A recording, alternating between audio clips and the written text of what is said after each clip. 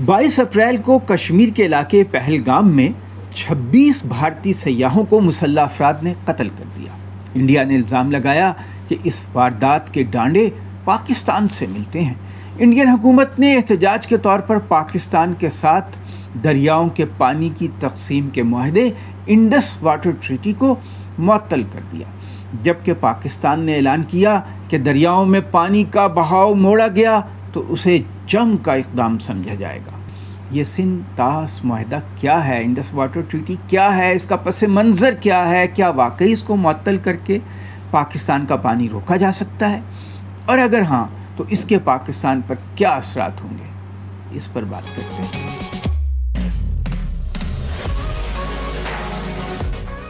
بسم اللہ الرحمن الرحیم۔ السلام علیکم، میں ہوں عدنان عادل اور آپ دیکھ رہے ہیں میرا ویلاگ۔ ناظرین، انڈس واٹر ٹریٹی یا سندھ طاس معاہدہ بھارت اور پاکستان کے درمیان 65 سال سے چلا آ رہا ہے۔ اس پر بھارت کے وزیر اعظم جواہر لال نہرو اور پاکستان کے فوجی صدر جنرل ایوب خان نے ستمبر 1960 میں دستخط کیے تھے۔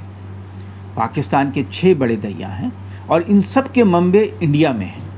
وہ انڈیا سے گزر کر پاکستان کی حدود میں داخل ہوتے ہیں۔ ان میں 3 مشرقی دریا ہیں، بیاس، ستلج اور راوی، جو انڈین پنجاب سے گزر کر پاکستان کے پنجاب میں داخل ہوتے ہیں، جبکہ 3 مغربی دریا ہیں، چناب، جہلم اور سندھ۔ دریائے چناب انڈیا کے زیر انتظام جموں سے پاکستانی پنجاب میں داخل ہوتا ہے۔ جہلم دریا انڈیا کے زیر انتظام کشمیر سے آزاد کشمیر میں داخل ہوتا ہے۔ دریائے سندھ تبت سے نکلتا ہے، لداخ سے ہوتا ہوا بلتستان میں داخل ہوتا ہے، پھر خیبر پختونخوا سے ہوتا ہوا پنجاب اور سندھ جاتا ہے۔ پاکستان کے سارے دریا بالآخر دریائے سندھ میں شامل ہو جاتے ہیں، اسی لیے ان سب کو ملا کر انڈس سسٹم یا سندھ طاس کا نظام کہا جاتا ہے۔ جب پاکستان بنا تو فوراً ہی انڈیا سے پانی کا جھگڑا شروع ہو گیا تھا۔ انڈیا نے دعویٰ کر دیا تھا کہ 3 مشرقی دریا صرف اس کے ہیں، ان کے پانی پر صرف انڈیا کا حق ہے، انڈین پنجاب لے گا۔ حالانکہ ماضی میں پاکستان کی زمینیں ان دریاؤں سے سیراب ہوتی آئی تھیں۔ اپریل 1948 میں انڈیا نے دریائے راوی کا پانی پاکستان کی نہروں کے لیے 48 دنوں تک روک لیا تھا۔ یہاں اس وقت گندم کا سیزن تھا، ان نہروں سے سیراب ہونے والی فصل خراب ہو گئی۔ پاکستان نے انڈیا کو رقم دے کر اس کا پانی بعد میں خریدا۔ مسئلہ یہ تھا کہ دریائے راوی پر انگریز دور میں ایک ہیڈ ورکس بنا، مادھو ہیڈ ورکس، وہ پٹھان کوٹ ضلع گرداسپور انڈیا میں واقع تھا، اور ستلج میں بنایا گیا فیروز پور ہیڈ ورکس بھی انڈین پنجاب میں تھا۔ ہیڈ ورکس سے دریا کا پانی نہروں میں موڑا جاتا ہے۔ انڈیا ان کی مدد سے ان دریاؤں کا پانی اپنی نہروں میں موڑنے کی صلاحیت رکھتا تھا اور رکھتا ہے۔ دریائے ستلج پر بھارت نے بھاکھڑا ڈیم بھی بنانا شروع اس وقت کر دیا تھا۔ خطرہ تھا کہ پانی کے جھگڑے کی وجہ سے دونوں ملکوں میں بڑی جنگ نہ ہو جائے۔ امریکہ بیچ میں پڑا اور ورلڈ بینک کو دونوں ملکوں کے درمیان ثالثی کا کام سونپا۔ ورلڈ بینک نے بھارت اور پاکستان کے درمیان دریائی پانی کی تقسیم پر سمجھوتے کے لیے 1952 میں کام شروع کیا، جو 9 سال جاری رہا۔ اس کے نتیجے میں آخرکار سندھ طاس معاہدہ ڈرافٹ ہوا، جس کا ضامن بھی ورلڈ بینک بنا۔ اس معاہدے کے تحت 3 مشرقی دریا بیاس، ستلج، راوی کے پانی مکمل طور پر بھارت کو دے دیا گیا، اس کا حق تسلیم کر لیا گیا۔ اس طرح پاکستان ان دریاؤں سے ملنے والے سالانہ 16 ملین ایکڑ فٹ پانی سے محروم ہو گیا۔ اس کے بدلے انڈیا نے 3 مغربی دریاؤں سندھ، جہلم اور چناب کے پانی پر پاکستان کا حق تسلیم کیا۔ یہ طے پایا کہ پاکستان مشرقی دریاؤں میں جو کمی ہوگی ہے اس کو مغربی دریاؤں سے پوری کرے گا، لنک کینال سے، ڈیم سے، جیسے تربیلا، منگلا وغیرہ۔ ان دریاؤں سے معمولی مقدار میں بھارت کو بھی پانی لینے کا حق دیا گیا۔ انڈیا کی تشریح یہ ہے کہ وہ مغربی دریاؤں سے 36 لاکھ ایکڑ پانی ذخیرہ کر سکتا ہے، لیکن ابھی تک اس نے یہ حق استعمال نہیں کیا۔ اس معاہدے کے تحت انڈیا کو یہ حق بھی حاصل ہے کہ وہ مغربی دریاؤں پر بجلی بنانے کے ایسے رن آف ریور منصوبے بنا سکتا ہے جن سے پانی کا بہاؤ کم نہ ہو، یعنی پاکستان کی جانب پانی معمول کے مطابق بہتا رہے۔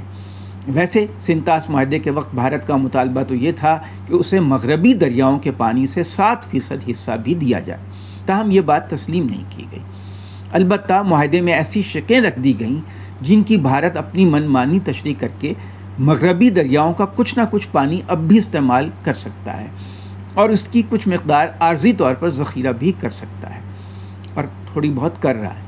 جب سندھ طاس معاہدے کا ڈرافٹ سامنے آیا تھا تو پاکستان کے بہت سے سرکاری انجینئرز نے اس کی شدید مخالفت کی تھی، لیکن جنرل ایوب خان نے ایسے 30 افسروں کو لاہور کے گورنر ہاؤس میں بلایا، انہیں سخت دھمکی دی اور کہا کہ کسی کو تنقید کرنے کی غلطی نہیں کرنی چاہیے، میرا خیال ہے کہ میری بات افسروں کو سمجھ آ گئی ہوگی۔ اس کے بعد سب لوگ ٹھنڈے ہو کر بیٹھ گئے، خاموش ہو گئے۔ ابھی یہ صورتحال ہے کہ 3 مشرقی دریاؤں کا 90% سے زیادہ پانی بھارت استعمال کر رہا ہے، یعنی بیاس، ستلج، راوی کا بہت تھوڑا سا پانی خاص طور سے سیلاب کی صورت میں پاکستان آ جاتا ہے کیونکہ بھارت اسے سنبھال نہیں پاتا۔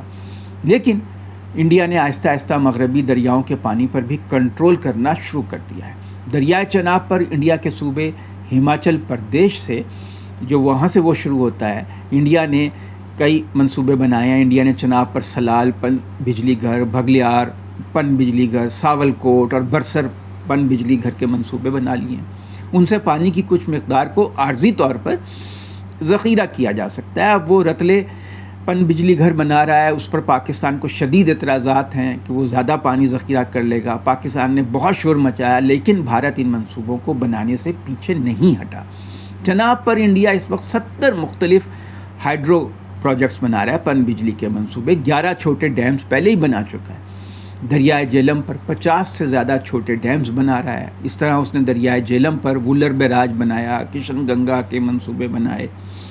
ان سے دریائے جیلم میں پانی کی روانی قدرے متاثر ہوئی ہے۔ پاکستان کو ان منصوبوں کے ڈیمز کے ڈیزائن پر اعتراضات ہیں، لیکن بھارت نہ تو پاکستانی ماہرین کو ان جگہوں کے معائنے کی اجازت دیتا ہے، نہ انہیں ڈیٹا فراہم کرتا ہے، حالانکہ معاہدے کے مطابق اس کے لیے ایسا کرنا لازم ہے۔